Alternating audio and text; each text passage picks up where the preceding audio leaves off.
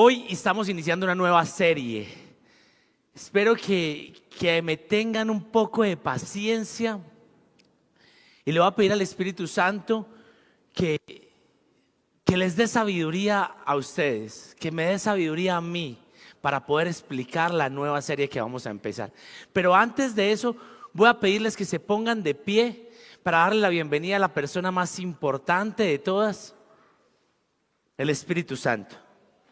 Señor, gracias por este mes y gracias porque estamos iniciando una nueva serie. Gracias porque podemos compartir en este día tu palabra. Espíritu Santo, ¿qué tal si usted repite conmigo y le dice: Espíritu Santo, háblame y refórmame como tú desees? En el nombre de Jesús, amén y amén. Y antes de que se siente, tengo un amigo que estaba esperando hace 8 días, pero vino hoy por condiciones de salud. Mi amigo es Orlando. Orlando, ¿puedes levantar tu mano? Ok. Quiero que lo miren a él todos y que extiendan su mano a él. Estamos orando por un milagro sobrenatural en su vida. Orlando no tiene riñones y encontró donante. Pero necesitamos que los exámenes salgan bien, porque hay un desequilibrio y el donante no sirve. Quitan al donante. Entonces vamos a orar. Yo quiero que oremos todos, porque la oración de donde están 2 o 3 reunidos en su nombre, ahí está el Señor. Señor, haz un milagro en la vida de Orlando. Haz que los exámenes que le están realizando salgan en completa normalidad. Que su hermano, que va a ser el donante de su riñón, esté sano, esté fuerte, esté aliviado. Y gracias, Señor, por lo que estás haciendo en su vida, en la de su familia, porque en este lugar contaremos tu victoria. En el nombre de Jesús, amén y amén. Puede sentarse. Gracias por unirse conmigo y gracias, Orlando, por haber venido este fin de semana. Estamos iniciando una nueva serie que se llama La Reforma. Así sencillo, La Reforma. Pero he titulado esta enseñanza Una Revelación. Espero que para usted, al igual que para mí, sea una revelación. El 10 de noviembre de 1483 nació en Eisenberg, Alemania, un hombre llamado Martín Lutero. Un hombre que para muchos católicos de la época era el demonio vestido en cuerpo humano. Pero para muchos otros era realmente la persona que lo que declaraba tenía razón. Hoy, 500 años después, un poco más de 500 años, Martín es tanto para católicos como para cristianos la persona que cambió el curso de la historia. Las cosas no volvieron a ser iguales y Martín inició una reforma que cambió el corazón de muchos. Martín estudió latín y a la edad de 13 años fue enviado a la universidad. Imagínese, 13 años. Raquel, ¿tienes cuántos? 14. Ya te habían mandado y ya llevabas 1 año en la universidad. Estudió Derecho y se ganó el apodo del filósofo entre sus compañeros. Era un hombre brillante y muy inteligente. Y a la edad de 21 años, Martín Lutero simplemente pasó algo. En una tempestad, y le cayó un rayo ahí cerca de él, y empezó a orar. Y dijo: Señor, si tú me salvas de esta tempestad, yo me hago monje. Pues el Señor lo salvó y Martín se convirtió en monje. Lutero creció en disciplinas espirituales como la palabra, la oración, el ayuno, el estudio de la palabra constantemente. Pero tenía otras disciplinas aún más fuertes. ¿Como cuáles? Como no dormir, soportar fríos escalofriantes. Y dijo: si alguien podría ganarse el cielo con una vida de monje, ese sería yo.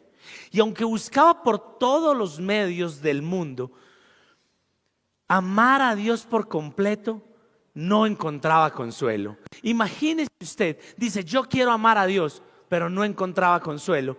¿Por qué no encontraba consuelo? Porque estaba aterrorizado por una sola idea: la ira de Dios. La ira de Dios. Todo se basaba en un versículo que está en el libro de Romanos, en el capítulo 1 y en el verso 17.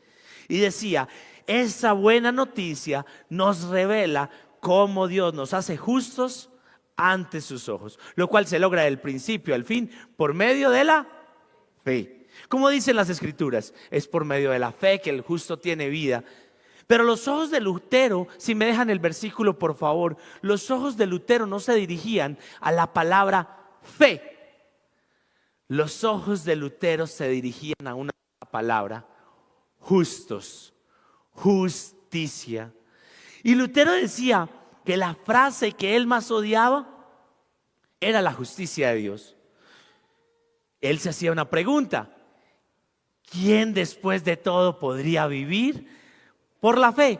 Y él mismo se contestaba: ya sé, los justos. Pero es que Lutero decía algo más impresionante: pero como yo sé que yo no soy justo, no puedo vivir por fe. ¡Wow!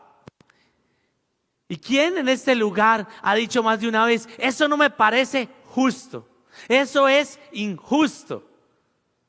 ¿Cierto que todos? Y ninguno de nosotros somos justos. El único que es justo es el Padre. Y tú estás en un proceso de justificación, en el perfeccionamiento de la buena obra que Él inició en ti. Hasta que un día, Lutero, meditando en el libro de Romanos, dijo: por la misericordia de Dios logré comprender lo que es la justicia de Dios. Es aquello a través de la cual los justos tienen fe. Pero dijo: ¿cómo así? Es por medio de un don de Dios.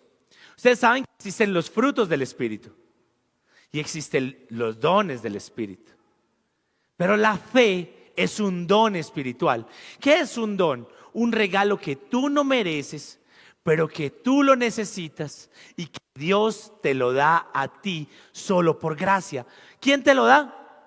Dios. Dios te da fe. Los discípulos por eso le decían a Jesús: Señor, aumenta nuestra fe. Aumenta nuestra fe. Los justos viven por fe, pero solamente porque Dios le daba ese don de ese regalo. Y dijo: ahí fue cuando entendí completamente y entré al paraíso como de golpe. Es decir, puedo ser justo por un regalo que Dios me da, que es ¿cuál? La fe, y viviré. Pero no vivo en este momento. La idea era vivir eternamente. Entendió que la iglesia no era la institución que definía la salvación, y mucho menos los sacramentos, que en ese momento era el bautismo, la confirmación, el matrimonio. No, nada de eso determinaba tu salvación, sino que era la fe. ¿Y quién daba la fe? Dios. Lutero se confrontaba con la iglesia constantemente por una sola razón.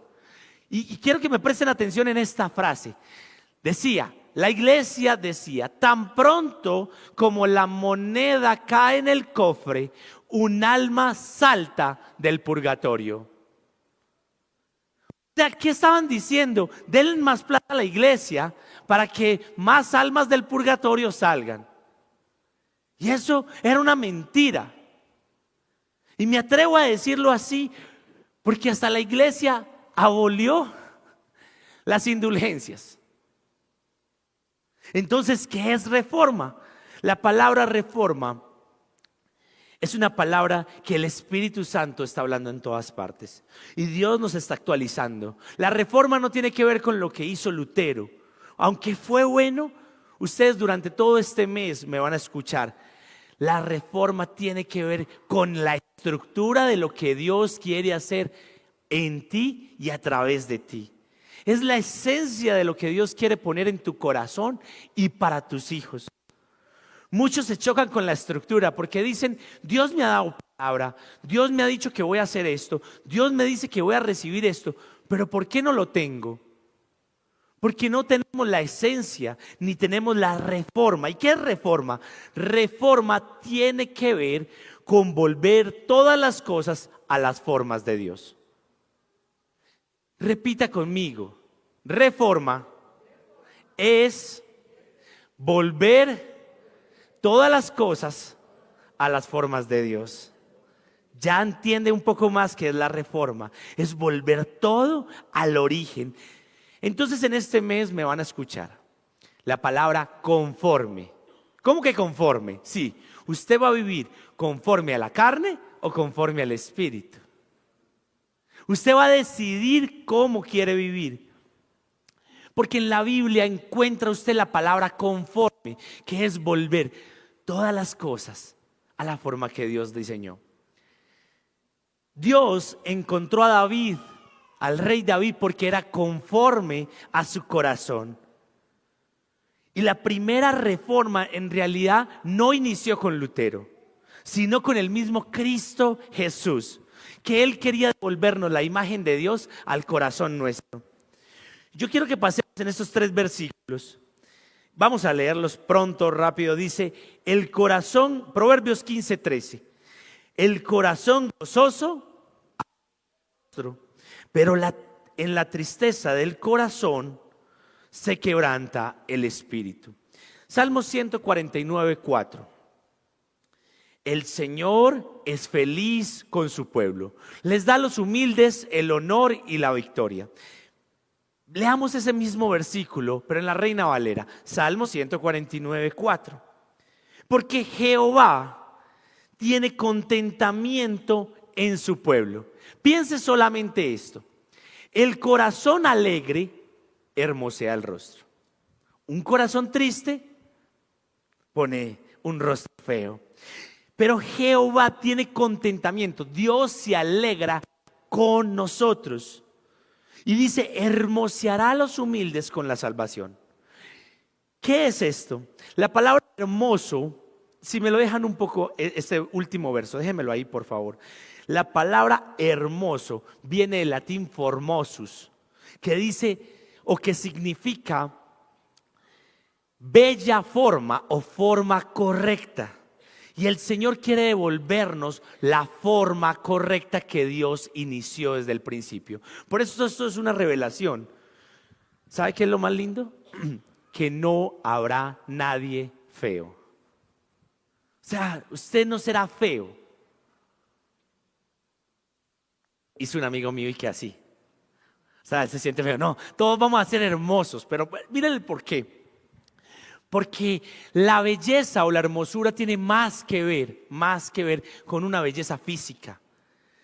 Tiene que ver con devolvernos la salvación. Y es por eso que la única persona que puede hermosear el rostro es ¿quién? ¿Quién tiene contentamiento con su pueblo? Dios, Jehová, es el Señor. ¿Y hermoseará a quién? A los humildes. ¿Con qué? Con la salvación. Déjelo ahí, mire esto. Realmente, si Dios forma, ¿qué viene Satanás? A deformar. Porque Satanás lo único que quiere es deformar la imagen que usted tiene de Dios. A deformar su vida, perdido en adicciones, en drogadicción, el alcoholismo, en 1000 cosas más.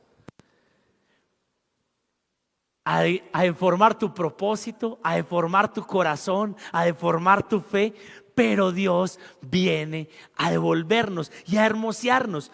Pero hay algo ahí.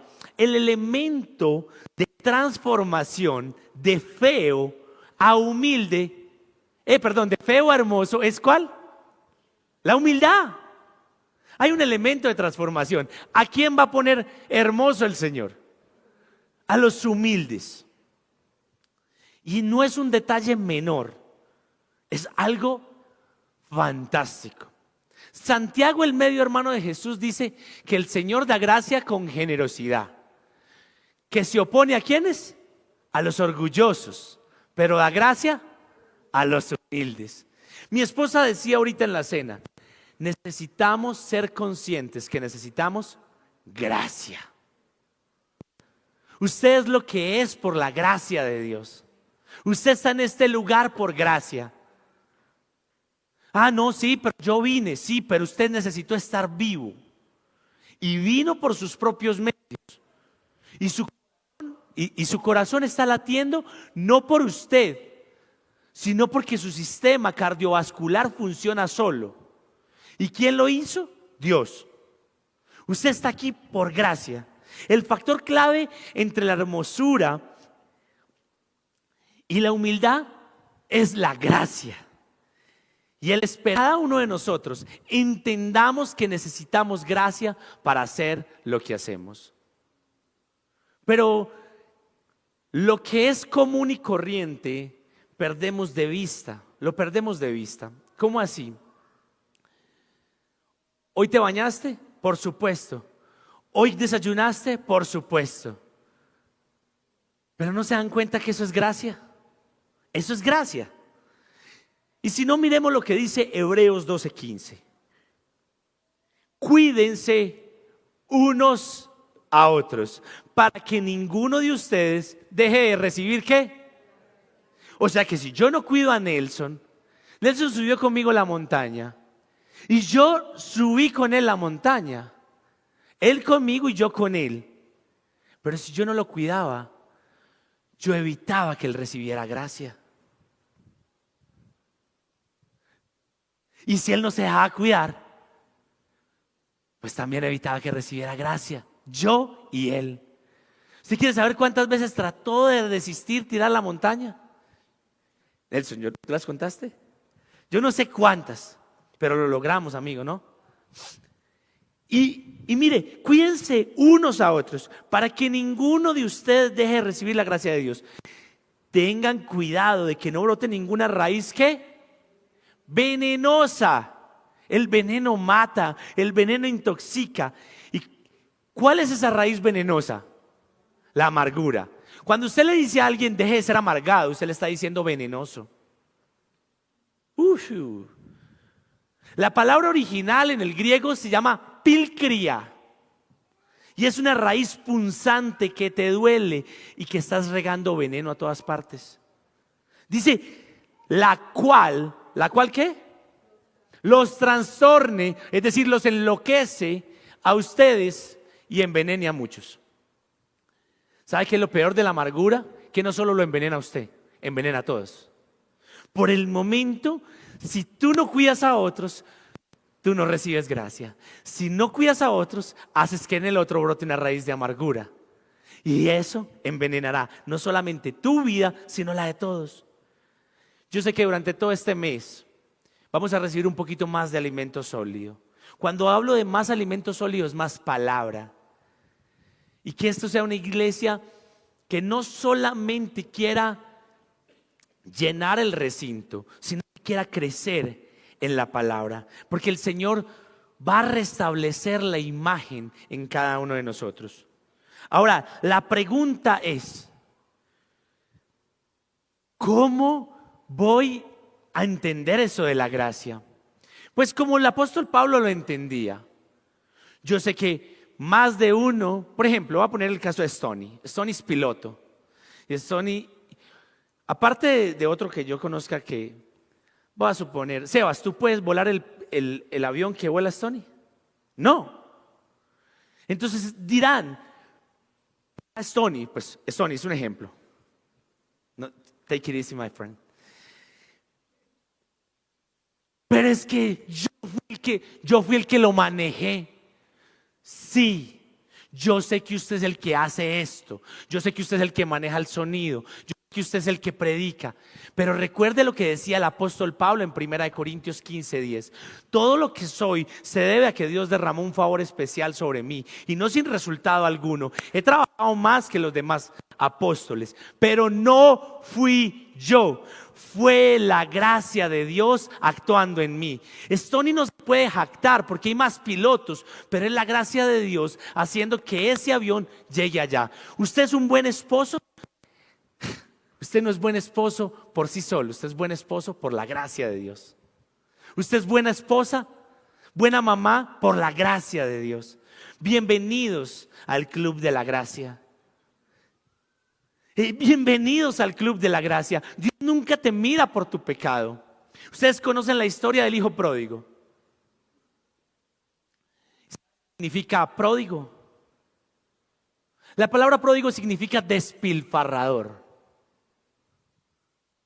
Si yo les digo que Dios es un Dios pródigo, ¿ustedes qué dirían? Es un Dios despilfarrador de gracia. Te la da con generosidad. Por eso quiero que repita conmigo, pero con fe: Señor, gracias por tu gracia, pues sin ella no sería lo que soy. En el nombre de Jesús, amén. Y quiero contarte que para esta enseñanza de la Reforma, quiero hablar de un personaje que para mí ha sido vida, y es Jeremías. Jeremías capítulo 1, verso de 4 al 10. El Señor me dio el siguiente mensaje: te conocí aún antes de haberte formado en el vientre de tu madre. Yo quiero que usted medite en esas palabras. No es solo a Jeremías, es a John, es a Elena, es a Laura, es a Sergio. Póngalo así: Sergio, conocí aún antes de haberte formado en el vientre de tu madre. Antes de que nacieras te aparté y te nombré mi profeta a las naciones. Oh Señor soberano, respondí, no puedo hablar por ti, soy demasiado joven. No digas, soy demasiado joven, me contestó el Señor, porque debes ir donde quiera que te mande, decir todo lo que te diga. Verso 8, no le tengas miedo a la gente, porque estaré contigo y te protegeré. Yo el Señor he hablado. Luego el Señor extendió su mano, tocó mi boca y dijo, mira, he puesto mis palabras en tu boca. Hoy te doy autoridad para que hagas frente a naciones y a reinos. A algunos deberás, presten atención a esas últimas palabras, a algunos deberás desarraigar, derribar, destruir, derrocar. 4 cosas. Y a otros deberás edificar y plantar. Dígame si derribar, destruir, derrocar, desarraigar, edificar y plantar no tienen que ver con reforma. Tienen que ver con reforma. Y es muy interesante que el trabajo de la deconstrucción es más grande que el de la construcción. Cosas negativas: derribar, destruir, desarraigar, derrocar. Cosas positivas: edificar y plantar. Hay más trabajo en la deconstrucción que en la construcción. ¿Pero por qué? Porque es más fácil plantar. Es más fácil plantar y edificar que desarraigar un pensamiento o una forma errónea de hacer las cosas. Te lo voy a explicar. Llevas 10 años haciendo lo mismo una y otra vez, una y otra vez, una y otra vez de la misma manera. Y tú eres terco o terca. Yo también a veces estaba ahí. Y te dicen, cambie la forma de hacer las cosas. Y usted no la cambia. ¿Por qué? No, porque así tengo que hacerlo. Por eso es más fácil plantar y edificar, pero es más difícil desarraigar, derribar, destruir y derrocar. La reforma tiene un precio muy alto y tiene que ver con que tú y yo desarraiguemos del corazón cosas que hay que desarraigar. Derribemos cosas de los pensamientos que hay que derribar. Destruyamos enemigos que no vemos. Y derroquemos fortalezas que hemos puesto en nosotros. La reforma tiene que ver contigo y conmigo.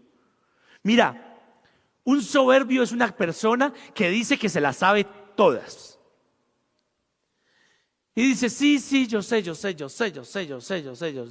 Y como se las sabe todas se las sabe. Pero que sepas y que entiendas no significa que seas sabio. Sabio es aquel que lo que sabe y entiende lo aplica. Primera de Corintios 8:1 dice que el conocimiento envanece, pero que el amor edifica, ¿o no? ¿Y qué dice Primera de Juan 4:8? ¿Que quién es amor? Dios. Y entonces, si Dios es amor, ¿quién dice que quién es la sabiduría de Dios? Primera de Corintios 1:24. Cristo es la sabiduría de Dios. Si Cristo es la sabiduría de Dios, el conocimiento envanece y la sabiduría me va a edificar. Y la sabiduría no es mi propia sabiduría. La sabiduría es el temor al Señor. Y no un temor de miedo, Es un temor reverente de amar lo que Él ama y temer al pecado como a Él no le gusta que nosotros pequemos. Ahora, ¿sobre qué podemos edificar? Sobre la roca. Eso dice Lucas 6:48. Pero Dios se opone a los orgullosos, a los soberbios. Pero da gracia ¿a quién? A los humildes. Un humilde es aquel que considera superior al otro. Y aunque se la sabe, no se mantiene diciendo, sí, sí, yo sé, yo sé, yo sé, yo sé, yo sé. Yo conozco personas que me han dicho, sí, sí, yo sé, y se han quedado haciendo las cosas una y otra vez en los mismos lugares, haciendo reprocesos. Un humilde es aquella persona que aunque sabe, no se mantiene diciendo eso, sino que dice, dependo de que tú me enseñes, quiero aprender, quiero modelar, quiero recibir la gracia, necesito ser enseñable. A lo largo de mi vida, como les dije, el profeta Jeremías me ha hablado mucho.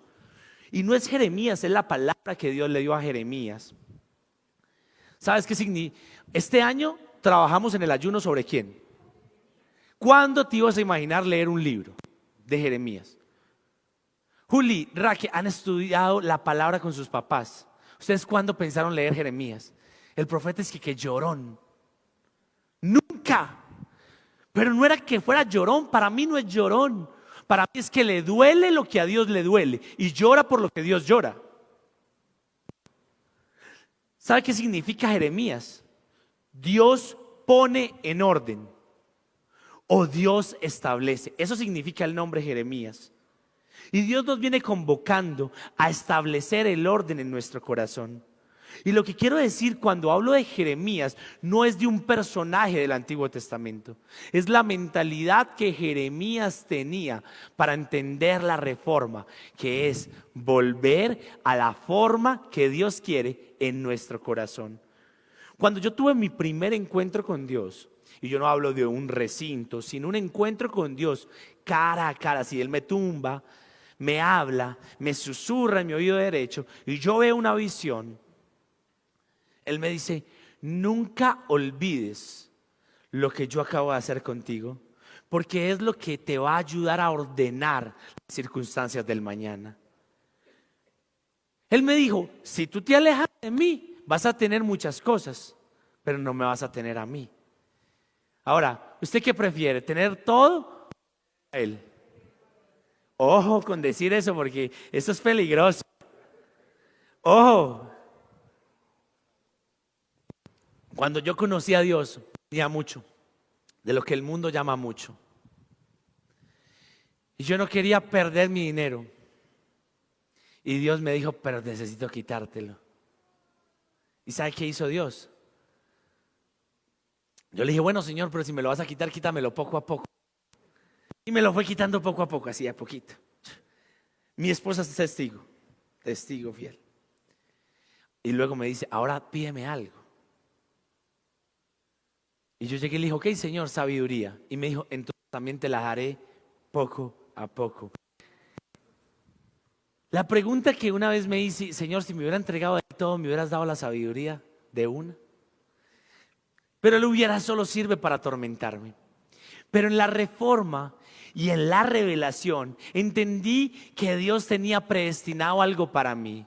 Romanos 8:29 dice que a los que conoció de antemano los predestinó para que llegaran a ser como su Hijo Jesús.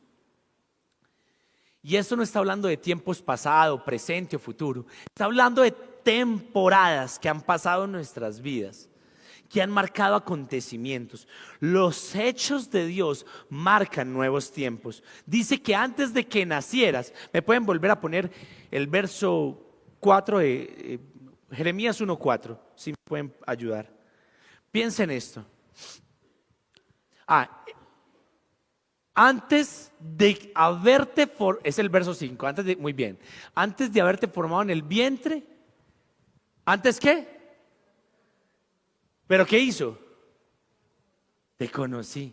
Conocí a Lina, conocí a Juan Fernando antes de haber puesto en el vientre. Piensen en eso. Eso no es solo para Jeremías, es para usted. Usted es conocido por Dios desde antes. ¿Quién tiene limitaciones o problemas hoy? Levante la mano el que tenga problemas o limitaciones. Listo. Entonces ahora sí te voy a botar esta perla. El antes de Dios te sana de todas las limitaciones del presente. El antes de Dios te sana de todas las limitaciones del presente, porque Él te predestinó, te escogió con anticipación, sabía que ibas a tener problemas y que en medio de los problemas Él te iba a dar la victoria. Lo que pasa es que nos aferramos más al mundo que a Dios. Reforma tiene que ver con lo que Dios estableció desde antes, en el diseño original. Muchas veces le decimos, Señor, que se haga tu voluntad. Y Él está haciendo la voluntad y uno diciendo, Señor, pero ¿por qué me estás quitando esto? ¿Por qué me está doliendo tanto, Señor? Hijo, hija, me dijiste que se haga mi voluntad. Y mi voluntad es buena, agradable y perfecta. Nadie dijo que iba a ser fácil. Dijo, en el mundo vas a tener pruebas, tristezas, aflicciones. Pero confía, yo he vencido al mundo. Reforma tiene que ver con lo que dice Filipenses 1:6, que la buena obra que Él inició en ti y en mí, Él la va a perfeccionar. Pero nunca podremos reformar algo si no tenemos acceso al diseño original. Y usted dice, ¿y cómo voy a tener acceso al diseño original? ¿Quieres tener acceso al diseño original? Sí. ¿Quién quiere tener acceso al diseño original? Es fácil, ¿quién quiere? Ok. Estudia constantemente este libro de instrucción. Medita en él de día y de noche. Solamente así prosperarás y tendrás éxito. ¿Y quién puede entender los pensamientos del Señor? Nadie. ¿Quién puede conocerlos? Nadie. Pero ahí mismo el apóstol Pablo en 1 Corintios 2:16 dice, pero ustedes sí, porque tienen la mente de Cristo. Solamente usted puede entender cuando usted pasa. Lucas, usted me está diciendo que me lea la Biblia todos los días.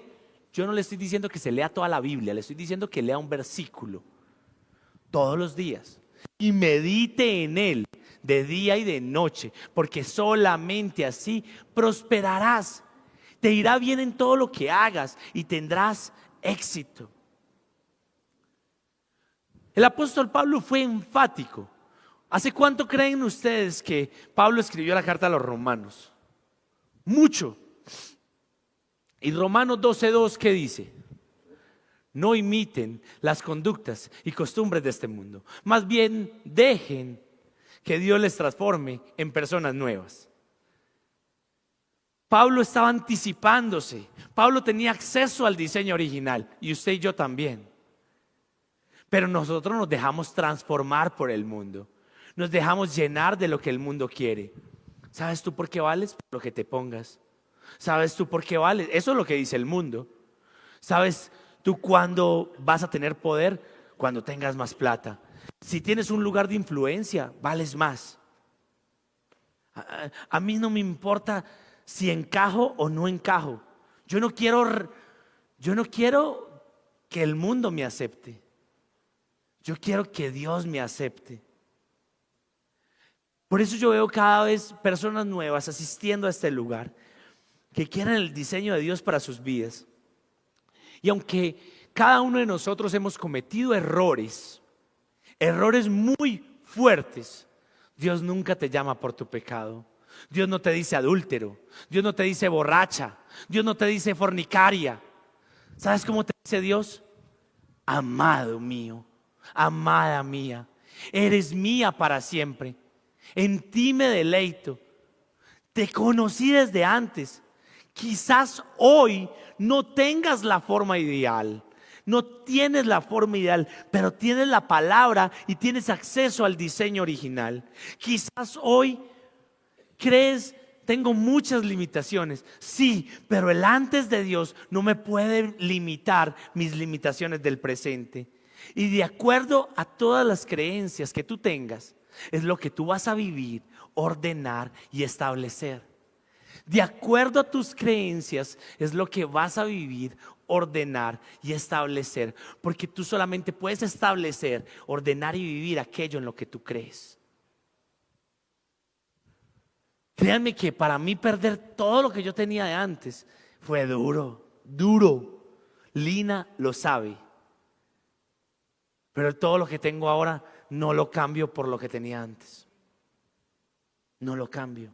Este fin de semana, casi 190 hombres subieron y están regresando de una montaña donde hemos subido más de una vez. Yo me puse esta camiseta porque dice: cada montaña cuenta su historia y cada uno de nosotros tenemos una historia que contar.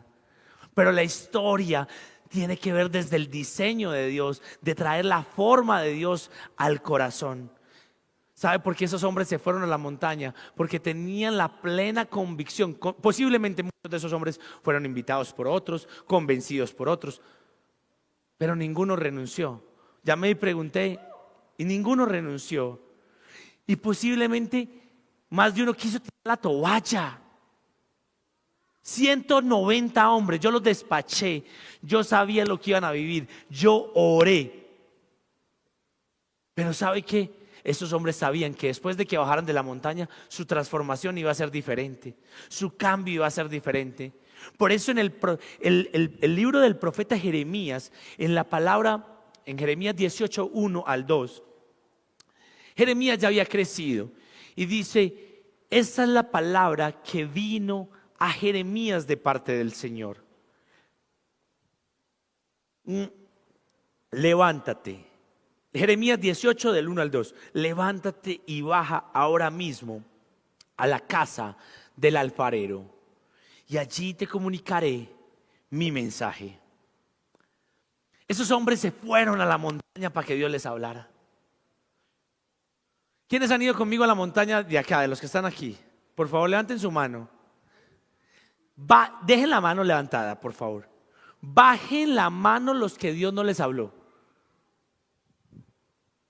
¿Ven que Dios les habló? Este hombre era uno antes de ir a la montaña, es otro después de la montaña. Eso es un aplauso para Dios. Juangre, con todo el respeto, Juangre tenía las limitaciones y después de que bajó de la montaña dijo: no, paz, yo no vuelvo a ser el mismo de antes. Porque el antes de Dios no lo va a limitar en el presente. Ahora la pregunta es: ¿has vivido el antes de Dios en estos días? En los Estados Unidos. ¿Viste cómo Dios te predestinó, te escogió, te proveyó, te cumplió y te volvió y te trajo?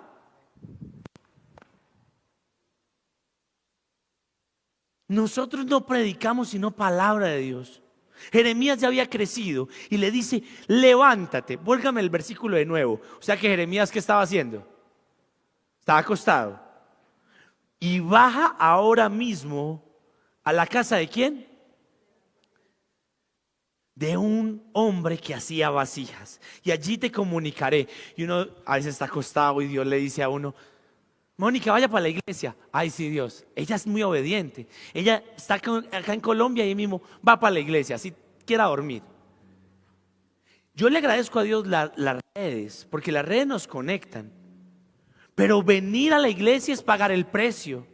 Venir a la iglesia es reformar el corazón. Uno muchas veces quiere ver la prédica desde la internet, porque es más fácil. Da play y ya.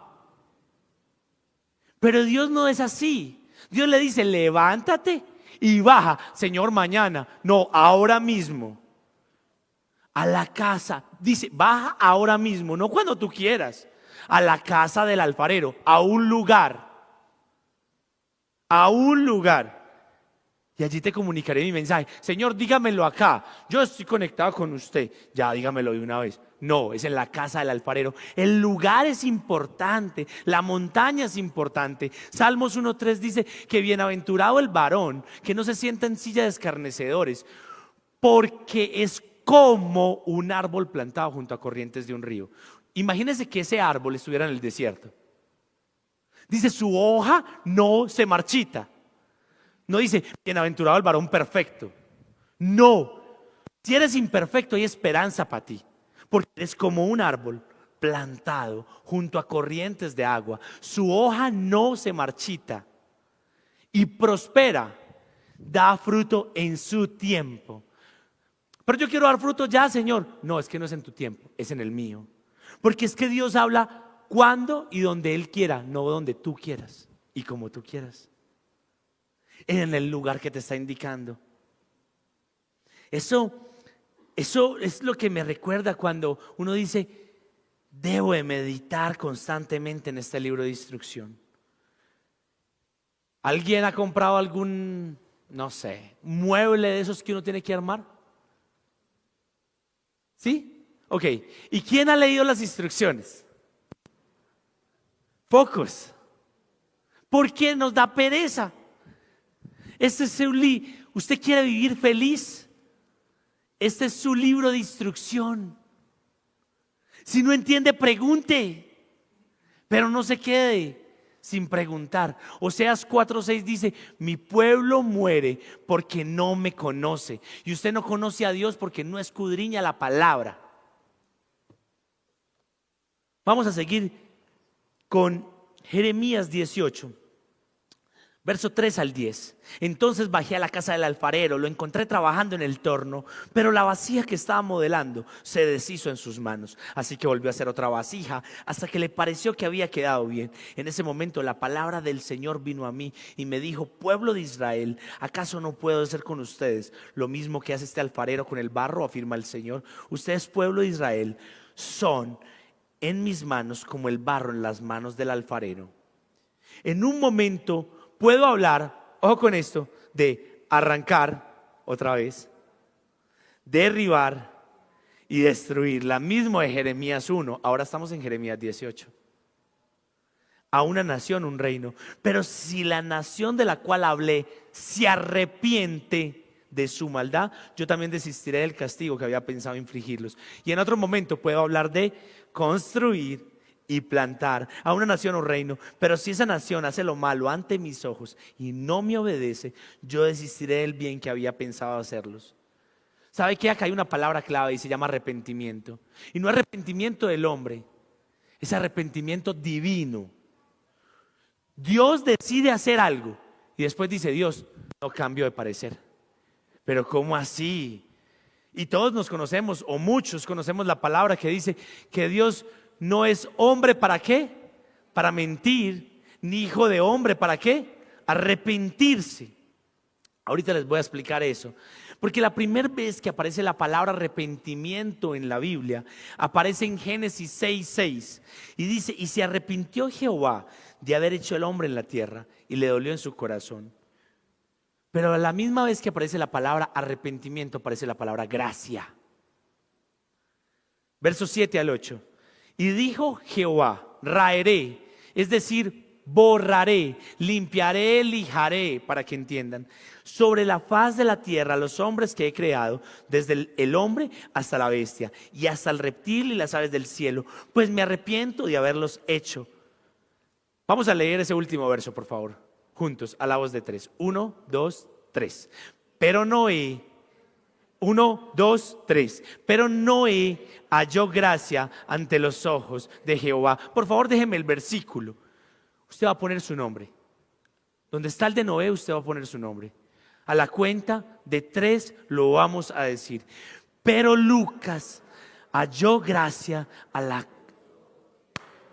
Usted tiene que creer que usted haya gracia a los ojos de Dios. Yo tengo un amigo por el cual estoy orando hace días. Y mi amigo que me ve en la internet sabe, pero él halló gracia a los ojos de Jehová. Solamente ¿por qué? Porque el arrepentimiento y la gracia van de la mano. Yo quería leerles esta porción de Génesis 1:1 y es una perla hermosa. En el principio, no va a estar en pantalla. En el principio Dios creó los cielos y la tierra. Ustedes se lo saben, me encanta. Ustedes saben que lo que Dios crea es bueno, es agradable y perfecto. O sea que lo que Dios hace es en orden. Estoy en Génesis 1:1. Pero cuando usted lee el versículo 2, dice que la tierra estaba desordenada y vacía. Lo que pasa es que sucedió algo entre el verso 1 y el verso 2. ¿Qué sucedió? La caída de Lucifer. Porque la única persona que puede deformar lo que Dios ha ordenado es Satanás. Satanás quiere deformar el concepto que tú tienes de Dios. Vamos otra vez. Génesis 1:1. En el principio Dios creó los cielos y la tierra. Sé que Dios creó los cielos y la tierra. Todo lo que Dios hace es bueno, agradable, perfecto y es ordenado. Pero cuando usted lee el verso 2, dice: la tierra no tenía forma y estaba vacía, y la oscuridad cubría las aguas profundas. Y el Espíritu de Dios se movía en el aire sobre la superficie de las aguas. Cayó Satanás del cielo. Vamos al verso 3, hermoso. Ahí está la perla. Verso 3. Entonces Dios dijo: que haya luz. Y hubo luz. Y no está hablando de luz eléctrica, ni de luz solar. Está hablando de una persona que se llama Jesucristo. El que es la luz del mundo vino a vivir entre nosotros. Verso 1, Dios forma. Verso 2, el diablo deforma. Verso 3, Cristo reforma. Eso es un aplauso para Dios. Verso 1, mire, si usted le va a dar aplauso, déselo fuerte a Dios, porque es que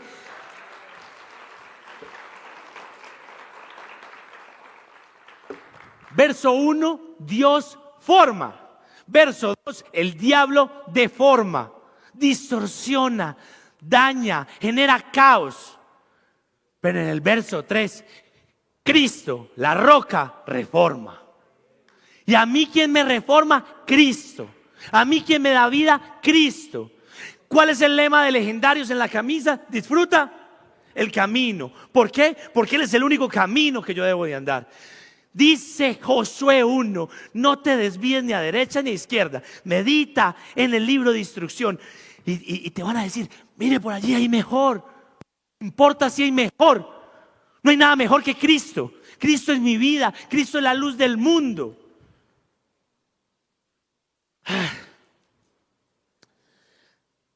En el libro de Samuel, en el capítulo 15, primera de Samuel 15, Dios unge un rey llamado Saúl. Y la gente le dice: Dios, dame un rey, dame un rey, dame un rey, dame un rey. ¿Usted sabe qué es lo peor que muchas veces podemos hacer? Pedir cosas a Dios que Dios no quiera dártelas, y de tanta insistencia Dios te las dé. Ok, te lo voy a dar. Es que este pueblo tiene un rey, este otro tiene otro rey. Y Él les dio un rey conforme al corazón del pueblo, no conforme al corazón de Dios. Y era Saúl.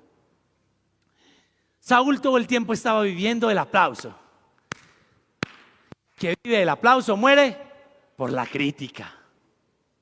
Cuando lo critican, ok. Y de un momento a otro lo ungió. Y en ocasiones la unción no es suficiente si el carácter no está formado. En ocasiones la unción no es suficiente si el carácter no está formado. Unción sin carácter es una bomba de tiempo. Si me ayuda con las luces. Miremos a Sansón, otro ejemplo. Sansón, un nazareno de nacimiento, apartado desde el vientre de su mamá. ¿Creen que tenía propósito? Claro que sí, pero lo único que va a garantizar que tú cumplas el propósito es pagar el precio de la reforma en tu corazón, de volver a traer el orden de Dios a tu corazón. Pagar el precio es alto, alto. Créanme. Ustedes me ven predicando cada 8 días y el pastor pasa bueno, y cuando mi esposa monta las historias, ay, pero mantienen paseando, vive muy bueno. No, usted no sabe lo que yo vivo. Usted no sabe. Y no me estoy quejando, solamente le estoy contando. Porque en Filipenses 3:8 dice: así es todo lo demás, no vale nada cuando se le compara con el infinito valor de conocer a Cristo Jesús, mi Señor. Por amor a Él he desechado todo lo demás y lo considero basura a fin de ganar a Cristo. Yo he considerado 1000 cosas basura con tal de llevar a Cristo a corazones. Abraham, Dios llama a Abraham: Abraham, coge a tu hijo Isaac, el único hijo, y mátalo. Ay, ¿cómo así? Dios quería que mataran a Isaac. No, Dios quería ver la obediencia de Abraham. Y en ese momento él escuchó: deja quieto al muchacho, no lo mates. Y Abraham paró. Ah, no, ¿qué tal que no hubiera parado? Ah, no, usted me dijo que lo matara, yo lo maté. Alguien que se mantiene conectado a la fuente se mantiene siempre actualizado. La fuente es la misma, Cristo Jesús. Pastor, ¿usted cómo sabe a dónde tiene que ir? Me conecto a la fuente. ¿Qué es lo que tiene que decir o predicar? Me conecto a la fuente.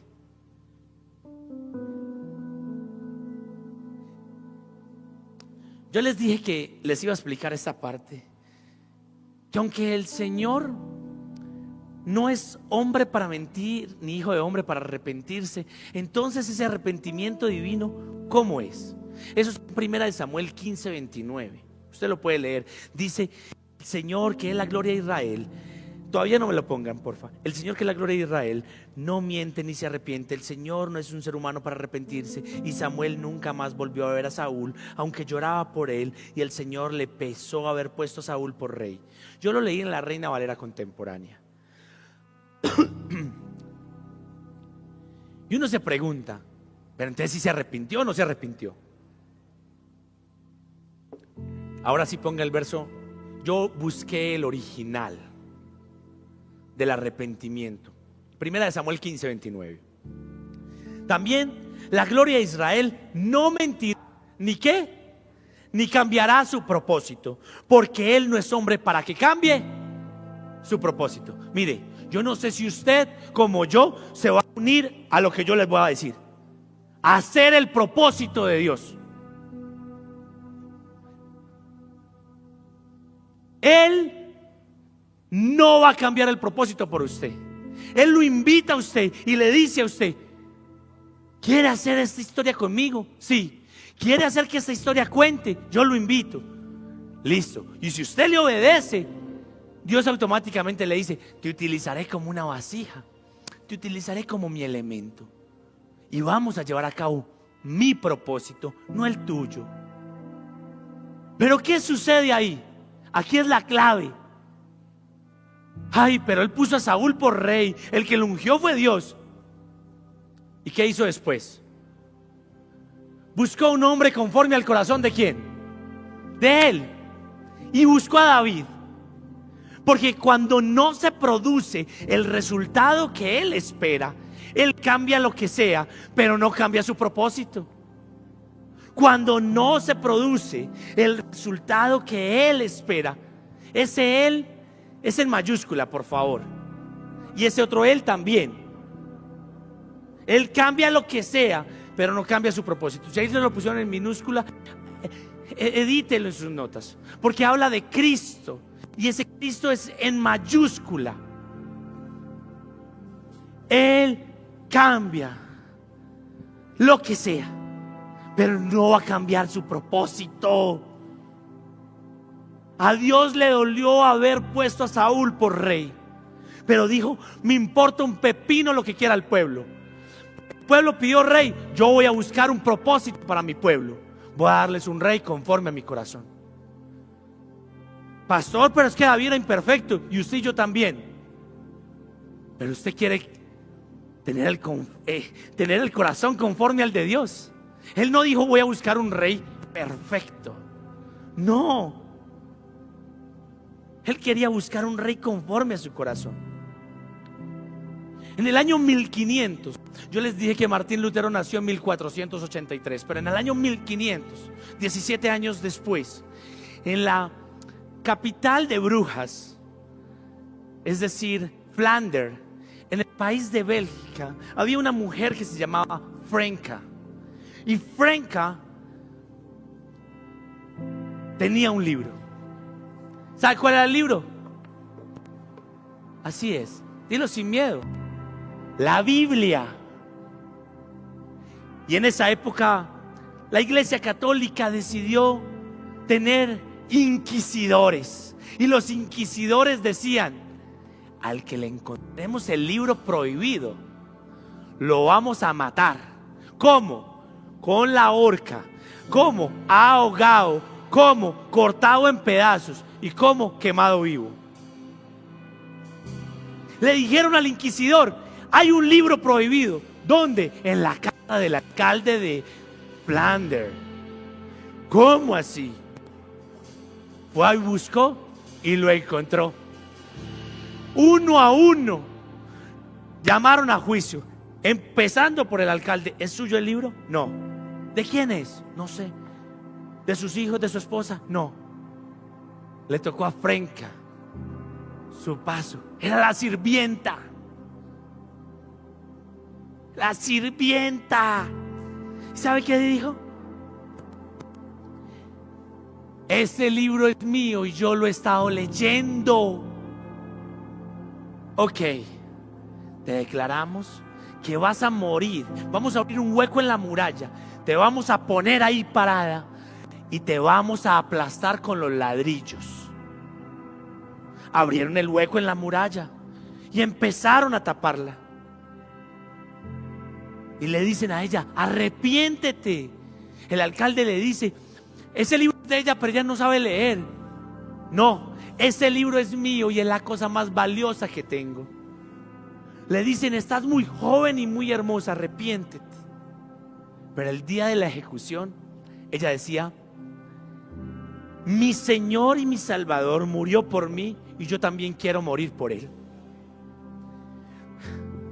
Pasarás de estar viva a estar muerta, sofocada, emparedada contra la pared.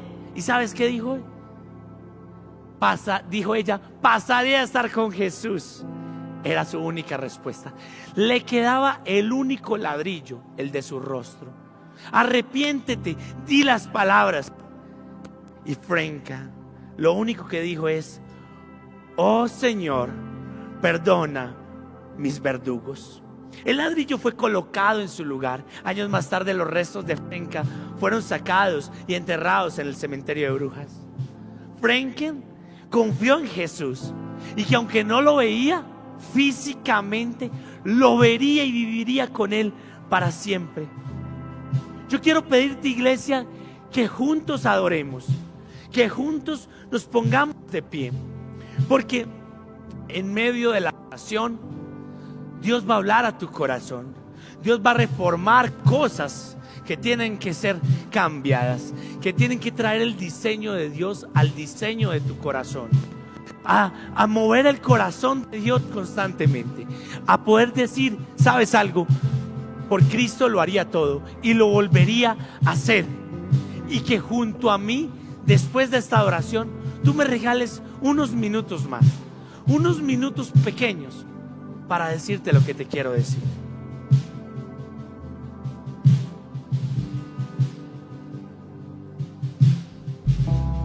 Jesucristo, precioso Rey, nadie en la tierra ni en el cielo que se compare a ti, mi Dios, tú mi tesoro, mi gran amor, mover tu corazón es lo que quiero hacer, rendirte todo mi amor y ante ti permanecer, no importa el costo, Dios, te entrego todo solo a ti, solo a ti.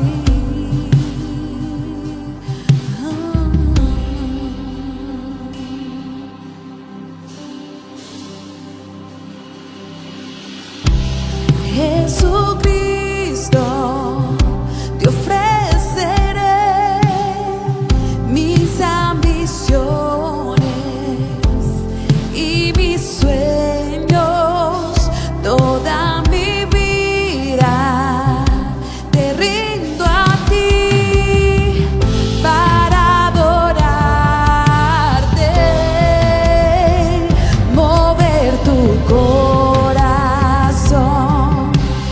flores.